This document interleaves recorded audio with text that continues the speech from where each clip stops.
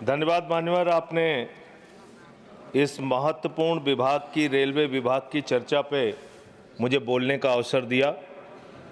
मान्यवर, भारतीय रेलवे के बारे में ये कहा जाता है कि जितनी ऑस्ट्रेलिया देश की आबादी है उतने लोगों को भारत की रेल प्रतिदिन एक स्थान से दूसरे स्थान पे पहुंचाने का काम करती है। इतना बड़ा क्षेत्र है मान्यवर, रेलवे का क्षेत्र। हमारे साथियों ने भी कहा कि इसके लिए पहले अलग से बजट आता था, सबको इंतजार होता था, नई ट्रेनों की घोषणाएं होती थी, क्या क्या रेल के अंदर बदलाव किया जाता था, मंत्री जी बताते थे कितने कर्मचारी रखे जाएंगे, इसकी घोषणाएं होती थी, पूरे देश को इस बात का इंतजार होता था। लेकिन अब आप आम बजट के साथ रेलवे का बजट लेके आते हैं, हालत क्या बना दी। बातें तो बड़ी बड़ी होती है, Vande Bharat train, bullet train, प्रधानमंत्री जी ने कहा था बुलेट ट्रेन चलेगी मुंबई से अहमदाबाद तक। बुलेट ट्रेन चला रहे हैं ये लोग।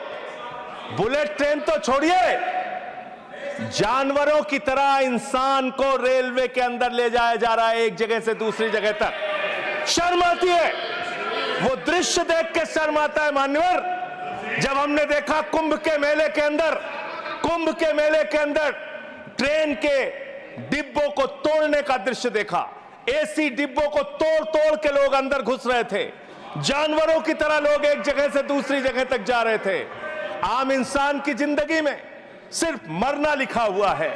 कभी रेलवे के ट्रैक पे मरना है, कभी एक ट्रैक पे दो ट्रेनें चल रही हैं, टकराना है, एक्सीडेंट में मरना है, तो कभी दिल्ली के अंदर भगदड़ में लोगों की जान चली जाती है। आम इंसान की जिंदगी में मरना लिखा हुआ है। और रेलवे के कर्मचारी, गैंग्समैन मेरे पास आए थे मिलने के लिए। सर, उन लोगों का यह कहना था रेलवे ट्रैक पे काम करते हुए एक्सीडेंट हो जाता है, उसमें भी उनकी जान जाती है। यह हालत हो गई है रेलवे की आज।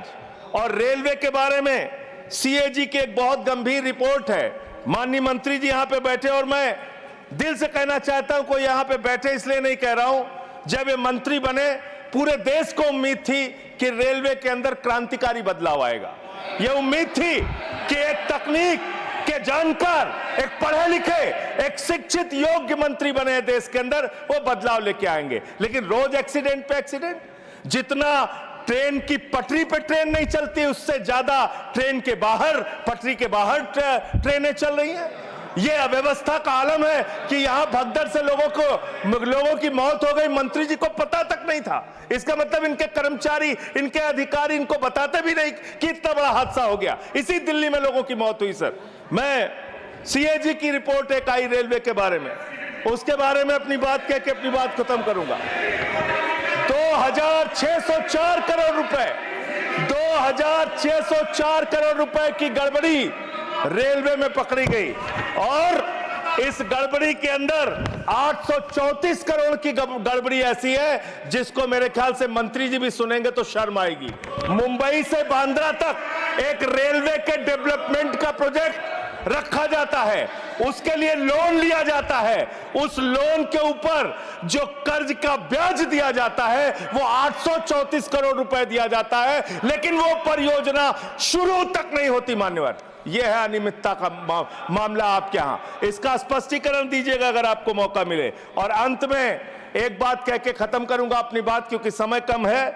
मान्यवर, हम लोगों ने एक फिल्म देखी थी बहुत पहले, सारी दुनिया का बोझ हम उठाते हैं, लोग आते हैं, लोग जाते हैं, हम वहीं पे खड़े रह जाते हैं।